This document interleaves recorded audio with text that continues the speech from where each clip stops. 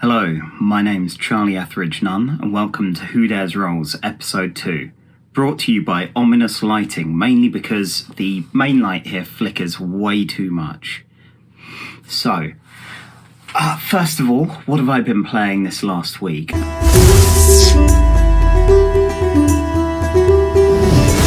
I've had a couple of sessions of different role-playing campaigns that I'm in. First of all, there is The Yellow King. This is a game I've been preparing for maybe a year now.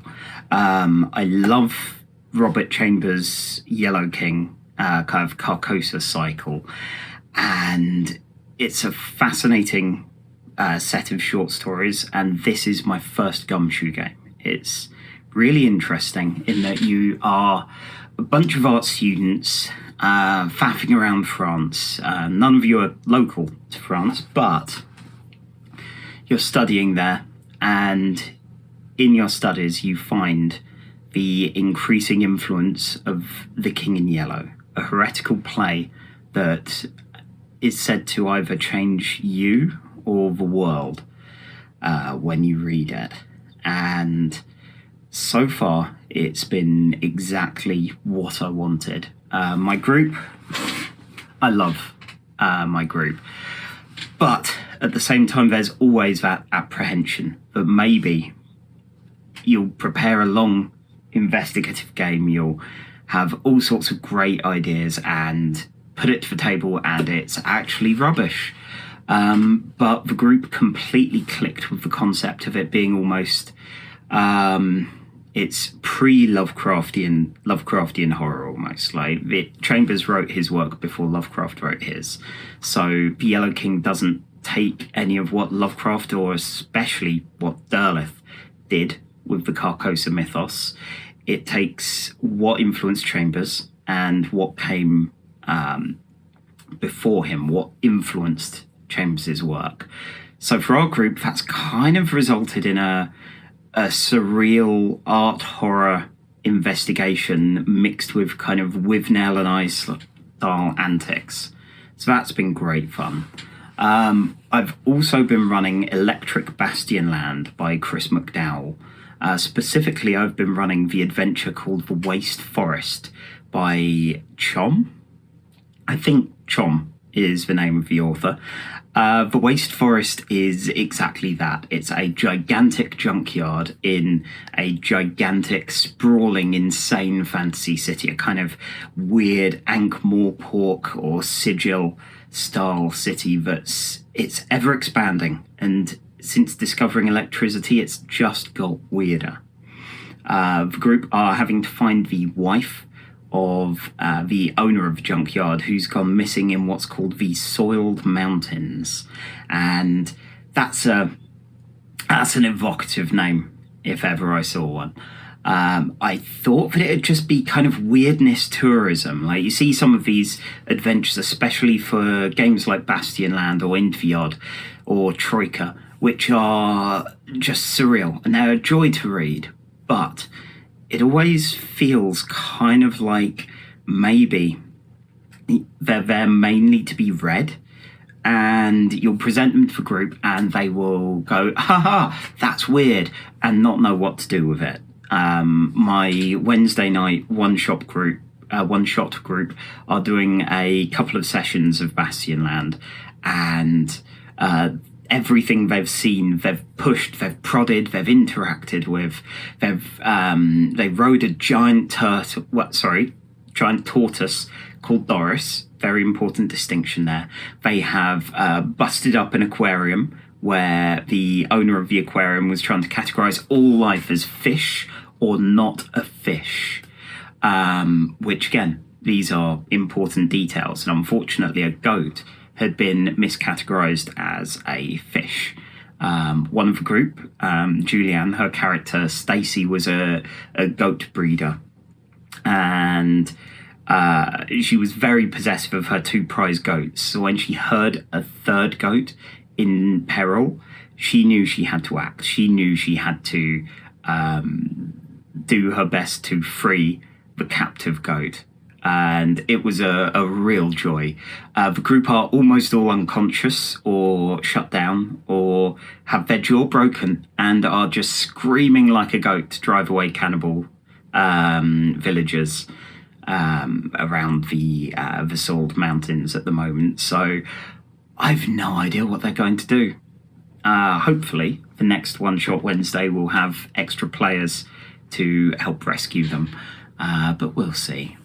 So those are games I've been playing. This has been a fun couple of days for me for role-playing acquisitions. So I thought I'd show some of them off. First of all, we have CBR plus PNK. It's a micro system for Cyberpunk role-playing. It's forged in the dark. And it's this. This is the player rules. This trifold sheet. That's it. There's the rules. Sorry, there's the character sheet. Boom. Rules. And it's fascinating. The GM also has a single sheet. And it's a kind of one last job heist game set in a bleak cyberpunk future. But it's a joy seeing how games like Blades in the Dark, which I love. Blades in the Dark is beautiful, wonderful, one of my favourite games. But I get that it can look complex. It can certainly look far more complex than it actually is. So, CBR plus PNK, I assume that's how it's pronounced. It is just, those 6 letters with a plus in between them. It boils it down to such a small, neat style. And I love seeing that kind of thing, seeing systems like Blades is adapted in such a way. I also have, this is a heavy boy. It's bigger brother here, Cyberpunk Red, my pre-order from the Dice Saloon. Support your friendly local game stores. It came in, and it's beautiful. Look at this. Look at that. Oh, it's a joy to look at. It's all neatly indexed. It has a short bit of fiction at the start, and I've got barely any pages through it at the moment, mainly because I needed to prepare for Yellow King, and I need to prepare for Deadlands in a few days' time. So this is going to be my weekend treat, having a bit of a read from that. Depending on how that goes, I may tweet out my reactions to it. I could be found at Charlie_EN, and every now and again I do like to do a kind of read along Twitter thread, mainly because it helps me focus on actually reading the book and not looking at Twitter or anything else really. So I might have to do that for Cyberpunk Red. Another one which I've picked up online, like CBR plus PNK, is actually a bundle of about 80 games. It's the Solo But Not Alone bundle by Peach Garden. Peach Garden Games. It's huge. It's for the charity Jasper's Game Day, who are helping to prevent suicide. And in these isolated times, organisations like that are definitely worthy of your money, whether or not they're offering a bunch of games as well. So the Solo But Not Alone bundle includes solo games like Quill, which I love and have played a good few times before, but also weird games like you are quarantined with Adam Driver and he is insisting on reading you his new script, which was one of those games that I just saw and went, yes, I must have this. Where is it? And saw the bundle. There's also This Person Should Not Exist, which is a role-playing game played using a Where's Wally book. So I think my younger brother might have had one or two of them. So I'm going to have a quest in the attic to see if I've got one to be able to play along with that game. There are some less weird solo games as well for people that might be a little concerned about that sort of thing. So definitely check it out. It's for a good cause, and I'll be sending Mike the link to that and anything else I've mentioned. So hopefully he'll put them in the thing down there. And of course, much like last time, it's unboxing time.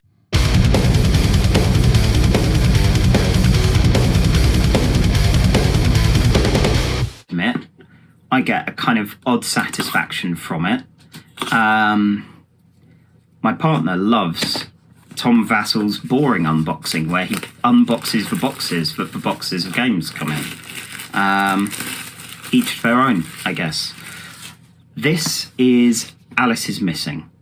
It was on Kickstarter a little while ago. It's by Spenser, Starke and Hunters Entertainment, who brought us Kids on Bikes. And you can kind of see the similar artistic style going on here. Now this is a bit of a Twin Peaksy kind of odd small town game, and Alice, the titular Alice here, is missing, and you are her friends who are coming together virtually to find her, and it's all played silently. It's a silent role-playing game, after all. You play by text. They have an app they're working on. They have a Roll20 instance of it, all of which allow you to play this completely virtually. But I was kind of holding off until I saw the physical version, because there's something kind of interesting and satisfying about actually reading it. Now, there have been a couple of RPGs that came out like this. Fiasco.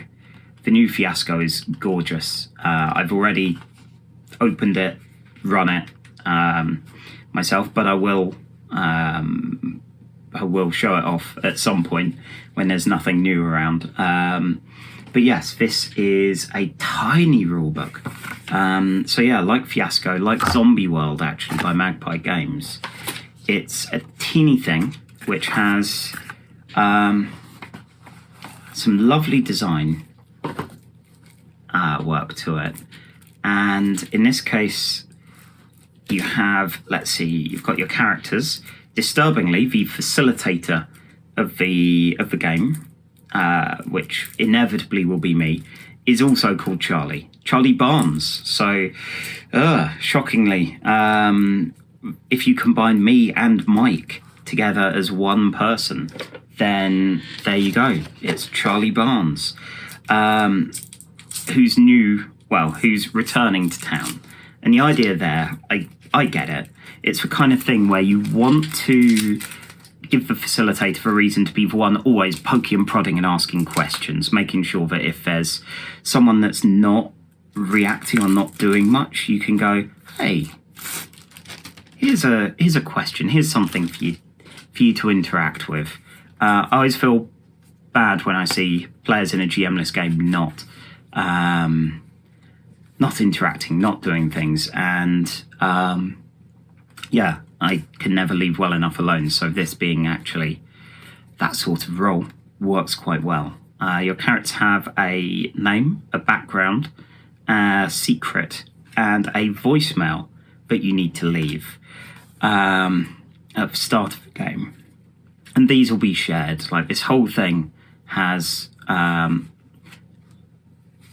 timer, which people will reveal stuff, and clues, and suspects, and locations, and different end results. One of which is quite dark, and it even warns, it tells you, remove it if you want to remove the kind of grim potential ending for Alice is Missing. I quite like that, because sometimes you will just want a lighter game. Now, let's see. I'm very intrigued by this. I can definitely see myself and my role-playing group just sat silently around the table playing the game, texting with these cards dotted around. But I guess virtually, all of these existing on Roll20 are quite nice. So yeah, you've got suspects like a history teacher. You've got locations like the Silent Falls train station. And because you're only ever communicating by text, oh god, there's a loaded firearm. Lovely. Because you're only communicating with text, if you and someone else would end up in the same location, you need to make an excuse about why you missed each other. Anything like that. And again, I love that those kind of mechanics are there. So you will never meet in character. You'll always just miss each other while trying to solve this mystery. Oh, and there is, of course, an X card, as most decent games these days will have some kind of safety tool. And I admit, I've got into the habit of, if a game doesn't, then that'll be mentioned in any review that I do. So yeah, ooh, pretty. And upside down, pretty. And I will be hopefully getting that to the table and getting a bit of a review of it over either by video or by text at some point soon. So next up, we have news. Oh yes, we have some nice news, and I realise I'm a bit over a quarter of an hour now, so I will try and race through this, but there are a lot of games and people to discuss. So first of all is Our Shores, which as of the evening, the dark, shadowy evening here that I am recording this, Our Shores has launched today. It's launched a couple of hours ago. It is a project, kind of anthology project almost, by RPGC, which is SEA. It's the Southeast Asian role-playing designers, and it's a fabulous scene. I'm not part of that, obviously. I'm a Southern English guy here, but I've seen some amazing designs, some amazing games, and normally places like itch.io tend to be where those games are, mainly because of geographical issues with Kickstarter. However, Sandy Pug Games have hosted 3 role-playing games all in one project. It's all PDF only, just to save on things like shipping and dealing with 3 whole role-playing games all being created at the same time. You know, they're not like Cool Mini or Not or anything like that, with launching 3 games all in one go and expecting people to pay a worrying amount of shipping for them. Instead, these games are Navathem's End by Cinta Posadas and Pam Panzalan. It's a dark fantasy game. It mashes up elements of Forged in the Dark and Powered by the Apocalypse games, and I understand that may not mean much to anyone. I will have to do a whole video at some point just explaining the difference between all these things, but those are both very cool things. It looks like a weird, kind of slightly surreal, slightly odd, dark fantasy in a tower, like this kind of towering city which seems to have a skeleton in it. The art looks amazing. Just the few bits of art that they showed off in the Kickstarter look gorgeous. I love that kind of design, and I really want to find out more about what they're doing with it. There's Capitalites, which I think was the only one I heard of before the Our Shores campaign, because I follow the author Samui Shen Earn, or Bubblegum Sam on Twitter, and they have shown a lot of interesting designs, a lot of fascinating looking playbooks. I'm pretty sure I bought an early version of it, which was just showing off a handful of the playbooks for it. But it's a GM-less game of young adults trying to navigate the real world in a big city. It looks kind of both breezy and serious all at the same time. Kind of fun, odd hijinks. It feels almost horrendously CW-ish, but in all of the right ways. It's, as I said, it's a GM-less game. It uses some belonging outside belonging techniques, but also name check to games like Good Society. So it's very much up my street.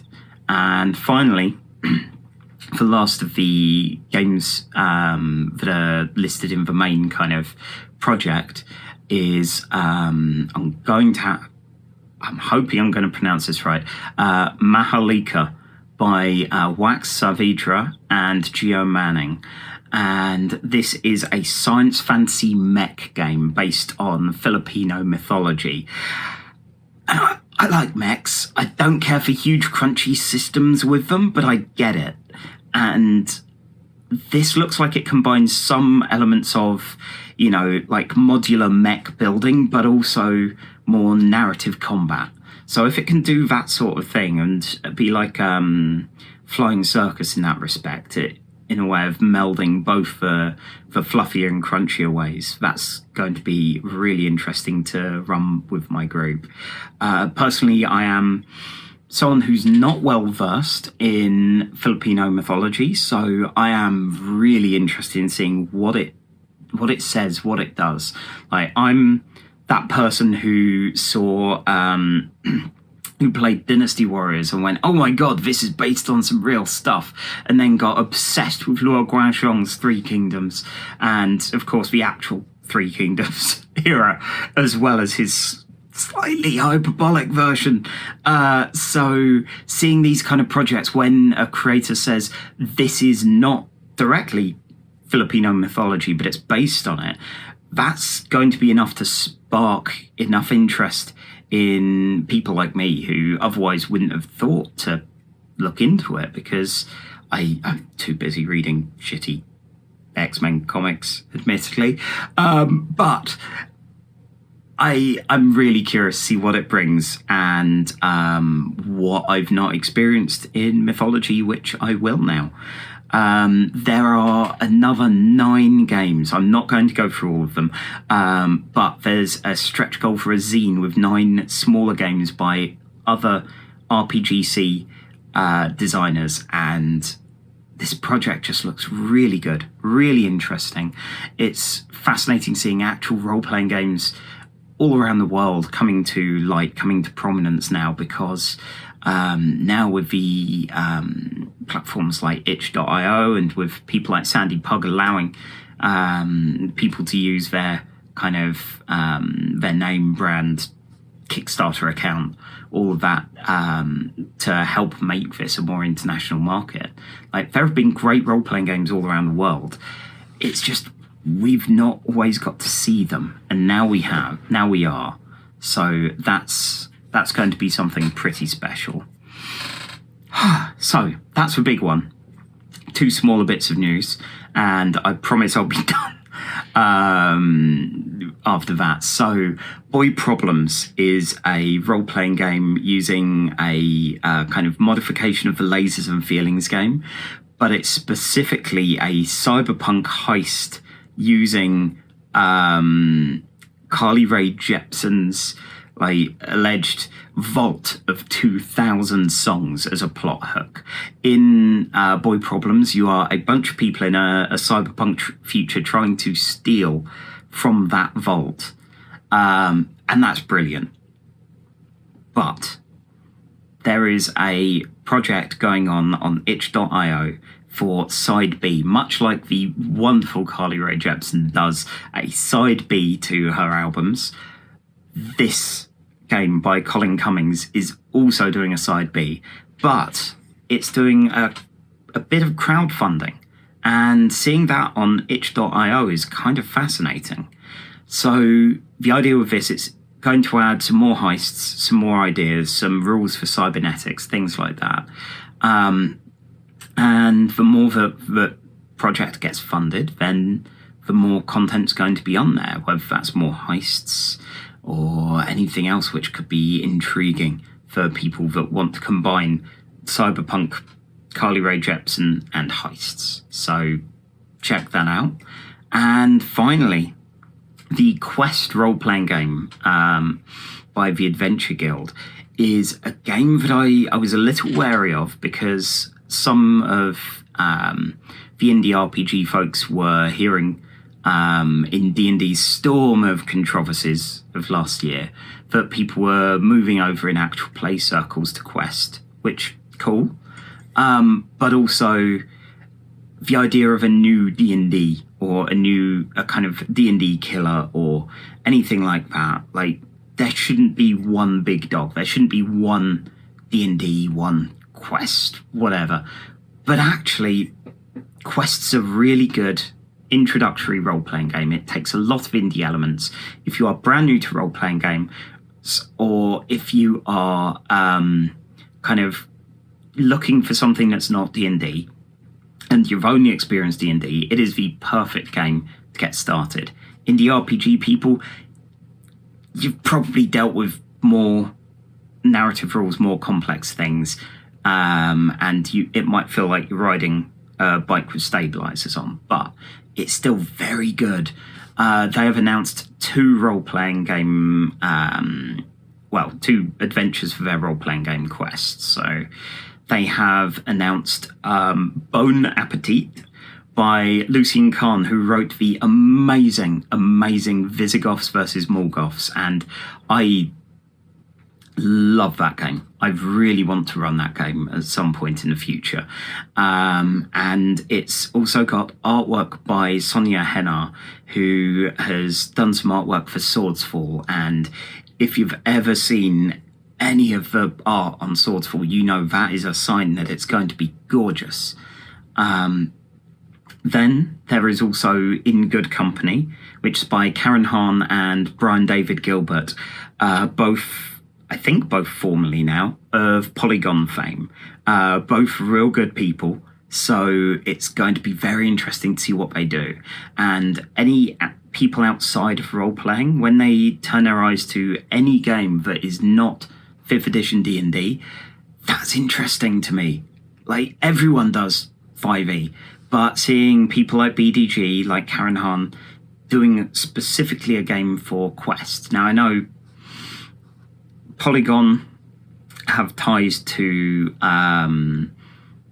Vox, have ties to Quest, so you can see why it happened, but it's still going to be interesting. I'm not going to bother with other media, other things that I've been digesting, aside from RPGs at the moment. My board game Quest has had some snags. We've now done 7 different board games out of what I thought when I last recorded this was 160 games. I may have found 14 more. So I've done 7 out of 174. Hopefully I'll do some more soon. I've realised that my enthusiasm for this versus my partner and my lodger's fatigue of playing board games in a sitting may not necessarily be at the same sort of level. So we'll see how that goes. I did manage to finish a campaign of Rise of Fenris, which, if I can get Mike to join me on a video or a special one-off podcast episode or something to rant on it, I'd very much like to hear his takes on it, as I love Scythe. I did terribly at Rise of Fenris.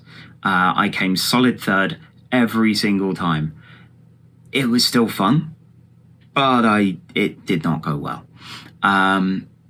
So that's it for me. I feel I've waffled long enough. So I'm Charlie Etheridge Nunn. You can find me at Faked Tales on Instagram and Charlie_EN on Twitter. I should have some comic news actually very soon, which I'll be posting on those accounts, and possibly getting Mike to post something on the Who Dares Rolls website as well. Speaking of which, whodaresrolls.com, that's rolls with 2 L's, not rolls ES, for any news, any articles, anything else that we do, and have a nice time. Nice time? Don't know, I was going to say have a lovely day, but that's Dicebreaker's thing, and I don't want to tread on their toes. They seem nice. Just go away, I guess. I'm done.